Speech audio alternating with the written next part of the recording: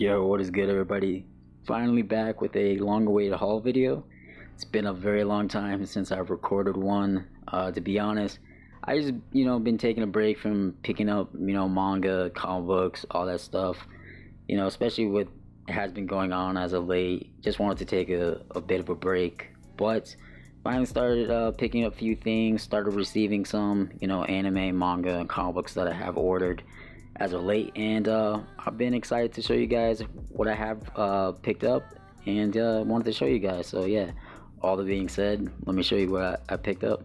Alright, so I'm gonna start off with the anime that I have picked up. Picked up a older anime called Spriggan. I've been trying to get this movie for the longest time. I've always remember seeing so many anime YouTubers talk about this film and seeing the gorgeous animation in it. I've just always wanted to watch it, but I can never find it. This is an anime that's been out of print for a while, so finally located it and had to pick it up. Still have yet to watch it, so I really can't give you my opinions on it, but very much looking forward to watching this.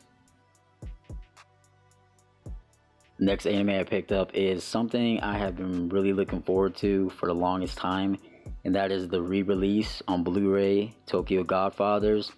This has been one of my favorite anime films growing up. This is actually one of the first Satoshi Kon films I've ever watched. This is actually one of my favorite ones he's ever did. It's between this and the anime series Paranoid Agent. Those just were like some of my favorite Satoshi Kon works. And just been really looking forward to watching Tokyo Godfathers. It has been a long time since I have seen it, and this is going to be a really fun rewatch.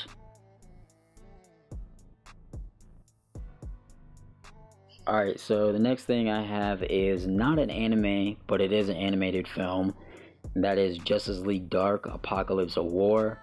I've heard so many people talk about this film, good things and bad things. I've heard some people say that this is a fantastic movie and it's like the Justice League animated version of Endgame, but very, very dark since it's rated R. And I've heard some people say that this is like really garbage, it's terrible, and it is a poor man's Endgame. So I do not know where I lean with this film because I've yet to watch this, but all that talk makes me really want to watch this. So I'll probably be my first watch. I'll watch this first out of all the movies I'll pick up, just because I know that this is technically the ending of their cinematic universe animated wise, and I have been very, very mixed with the last couple of DC films, to be honest.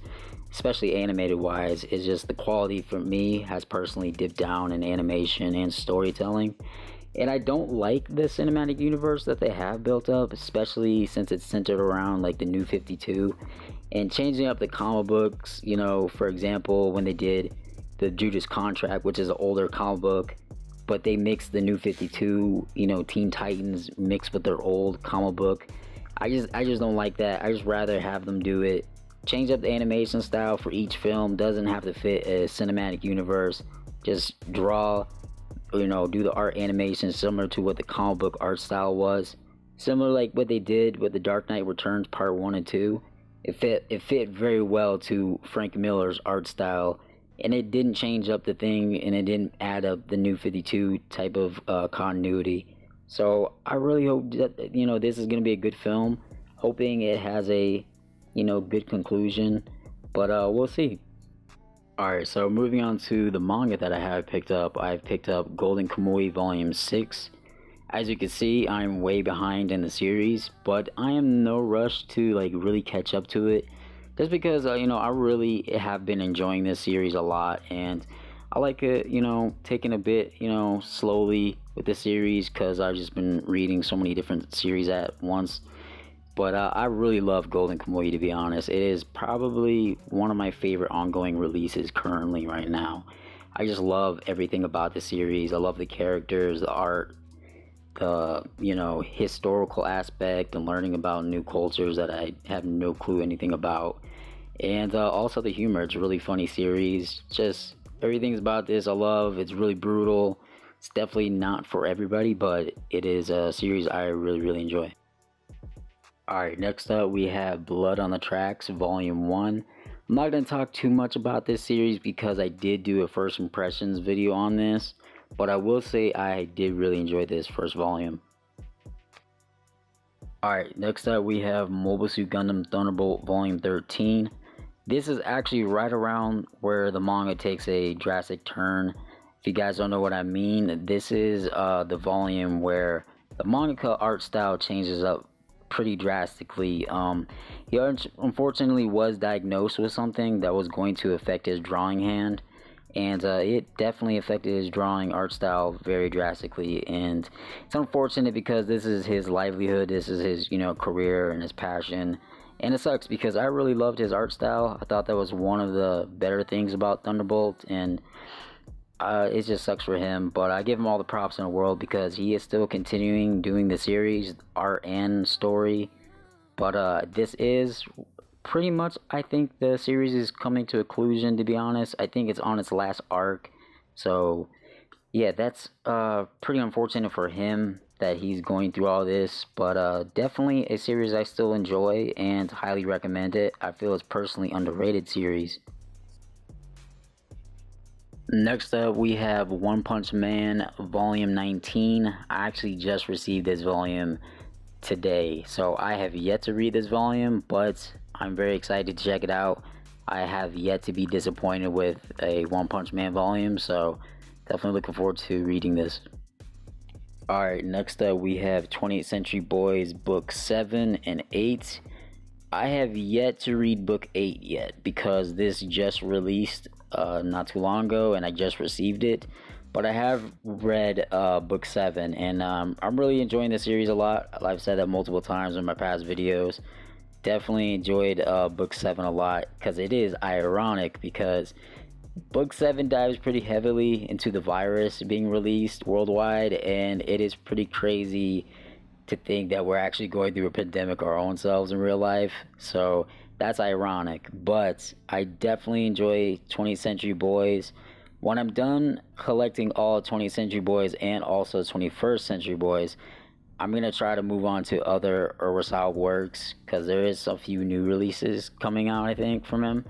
And I definitely really want to pick up Monster. That has definitely been on my wish list for the longest time. And I also want to read Pluto. So definitely am going to be picking up more Urasawa works, hopefully very soon. Alright, so moving on to the comics that I have picked up. I picked up the trades of Mighty Morphin Power Rangers volumes 4 through 7. So this is right where the Shadow Grid storyline starts. And I have to say, I've binge read volumes 4 through 7, and I have been loving everything that I've read from it. I think Kyle Higgins has done a fantastic job writing this series. Especially love the twist that he's been doing with this run, especially maturing it up a bit because, Power Rangers is a bit campy. It's more on the kids side, but definitely he's made a little bit of a darker twist with these characters because this series actually gets pretty dark. I will say that. There's characters that die in this series, and definitely a lot of shocking moments. But it makes sense because, a lot of people who grew up watching the Mighty Morphin Power Rangers are adults now, so it makes sense.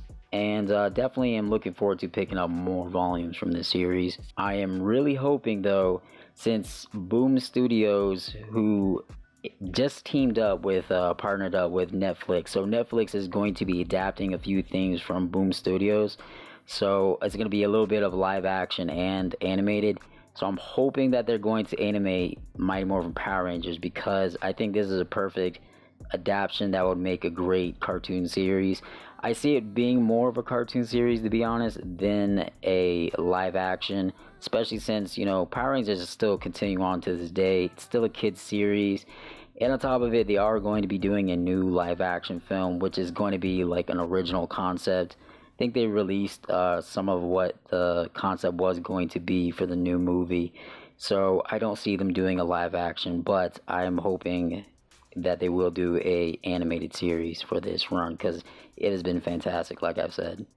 Alright, so for the last thing I did pick up is the continuation of the Teenage Mutant Ninja Turtles by IDW. This is volume 3, and I love this run of the Turtles so much. It has become probably my favorite iteration of the Turtles.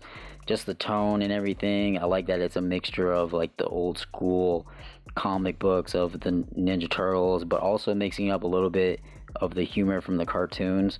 So I just love this series a lot, and especially the City Fall arc. I've really been enjoying that, especially since it centers around Leonardo, which is my favorite turtle, to be honest.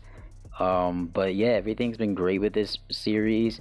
I love these hardcover editions. They're really great quality, really awesome books, and definitely affordable. So I highly recommend, if you guys want to check out a Ninja Turtles comic book, definitely pick up these IDW books because they are fantastic. So that is pretty much everything that I have picked up. I hope you guys enjoyed the video. It has been a very long time since I've done one of them, but you know, hopefully it won't be too long since I do another one. But I hope you guys have been all good, staying safe out there, and yeah, that is pretty much it. Hope you guys like, comment, subscribe, and your boy's out.